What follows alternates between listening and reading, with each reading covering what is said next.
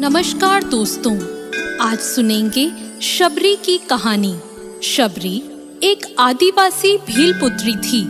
देखने में बहुत ही साधारण पर दिल से बहुत ही कोमल थी। इनके पिता ने इनका विवाह निश्चित किया, लेकिन आदिवासियों की एक प्रथा थी कि किसी भी अच्छे कार्य से पहले वो निर्दोष जानवरों की बलि देते थे। इस प्रथा के लिए शबरी के पिता इनके विवाह से एक दिन पहले 100 भेड़ बकरियां लेकर आए। तब शबरी ने पिताजी से पूछा, पिताजी इतनी सारी भेड़ बकरियां क्यों लाए हो? पिता ने कहा, शबरी यह एक प्रथा है जिसके अनुसार कल प्रातः तुम्हारी विवाह विधि शुरू करने से पहले इन सभी भेड़ बकरियों की बलि दी जाएगी। यह कहकर उनके पिता वहां से चले जाते हैं। प्रथा के बारे में सुनकर शबरी बहुत दुखी होती है और वो पूरी रात उन भेड़ बकरियों के पास ही बैठी रहती है। उसके मन में एक ही विचार था कि कैसे वो इन निर्दोष जानवरों को बचा पाए। तब एकाएक शबरी के मन में एक ख्याल आता है कि अगर वो सुबह होने से पहले अपने घर से भागकर जंगल चली जाए तो इन निर्दोष जानवरों की जान बच सकती है।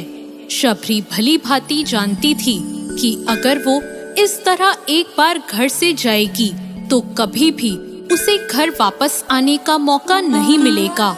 फिर भी शबरी ने खुद से पहले उन निर्दोष जानवरों की सोची। घर से निकलकर शबरी एक घने जंगल में जा पहुंची। अकेली शबरी जंगल में भटक रही थी। तब उसने शिक्षा प्राप्त करने के उद्देश्य से कई गुरुवरों के आश्रम में दस्तक दी, लेकिन शबरी एक तुच्छ जाति की थी, इसलिए उसे सभी ने धुतकार कर निकाल दिया। शबरी भटकती हुई मतंग ऋषि के आश्रम पहुंची और उसने शिक्षा प्राप्ति की इच्छा व्यक्त की। मतंग ऋषि ने शबरी को पूरी खुशी के साथ अपने गुरुकुल में स्थान दे दिया। अन्य सभी ऋषियों ने मतंग ऋषि का तिरस्कार किया। शबरी ने गुरुकुल के सभी आचरणों को आसानी से अपना लिया और दिन रात अपने गुरु की सेवा में लग गई।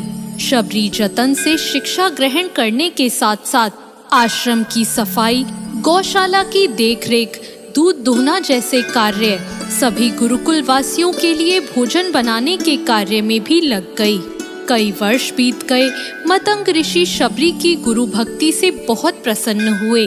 मतंग ऋषि का शरीर अब दुर्बल हो चुका था, इसलिए उन्होंने एक दिन शबरी को अपने पास बुलाया और कहा, पुत्री, मेरा देह अब दुर्बल हो चुका है, इसलिए मैं अपना देह यहीं छोड़ना चाहता हूँ, लेकिन उससे पहले मैं तुम्हें आशीर्वाद देना चाहता हूँ। बोलो पुत्री, तुम्हें क्या चाहिए? आंखों में आंसू भरकर शबरी मतंग ऋषि से कहती है, हे गुरुवर, आप ही मेरे पिता हैं। मैं आपके कारण ही अभी तक जीवित हूँ। आप मुझे अपने साथ ले चले। तब मतंग ऋषि ने कहा, नहीं पुत्री, मेरे बाद तुम्हें इस आश्रम का ध्यान रखना है। तुम जैसी गुरुपरायण शिष्या को उसके कर्मों का उचित फल मिलेगा।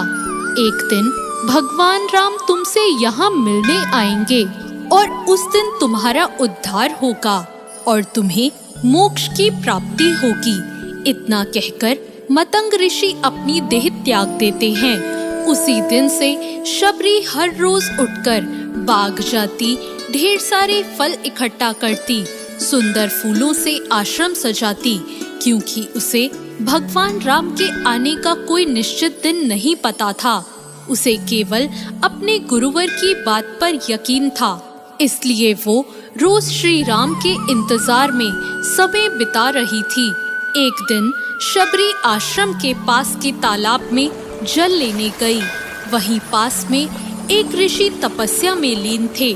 जब उन्होंने शबरी को जल लेते देखा तो उसे अछूत कहकर उस पर एक पत्थर फेंक कर मारा और उसकी चोट से बहते रक्त की एक बूंद से ही सारे तालाब का पानी रक्त में बदल गया।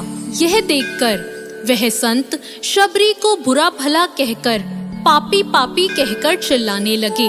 शबरी रोती हुई अपने आश्रम में चली गई और उसके जाने के बाद ऋषि फिर से तप करने लगे। उन्होंने बहुत से जतन किए, उसमें गंगा यमुना सभी पवित्र नदियों का जल डाला गया, लेकिन वो रक्त जल में नहीं बदला। कई वर्षों बाद जब भगवान राम सीता की खोज में वहां आए, तब वहां के लोगों ने भगवान राम को बुलाया और आग्रह किया कि वे अपने चरणों के स्पर्श से इस रक्त को पुनः जल में बदल दें। राम उनकी बात सुनकर तालाब के रक्त को चरणों से स्पर्श करते हैं, लेकिन कुछ नहीं होता। तब श्री राम ऋषि से पूछते हैं, हे ऋषिवर, मुझे इस तालाब का इतिहास बताएं। तब ऋषि उन्हें शबरी और तालाब की पूरी कथा बताते हैं और कहते हैं, हे भगवान, यह उसी शूद्र शबरी के कारण अपवित्र हो गया है। तब भगवान राम दुखी होकर कहते हैं, हे गुरुवर, यह रक्त उस देवी शबरी का नहीं, मेरे हृदय का है, जिसे तुमने मेरे शब्दों से घायल किया है। भगवान राम ऋषि से आग्रह करते हैं कि मुझे देवी शबरी से मिलना है।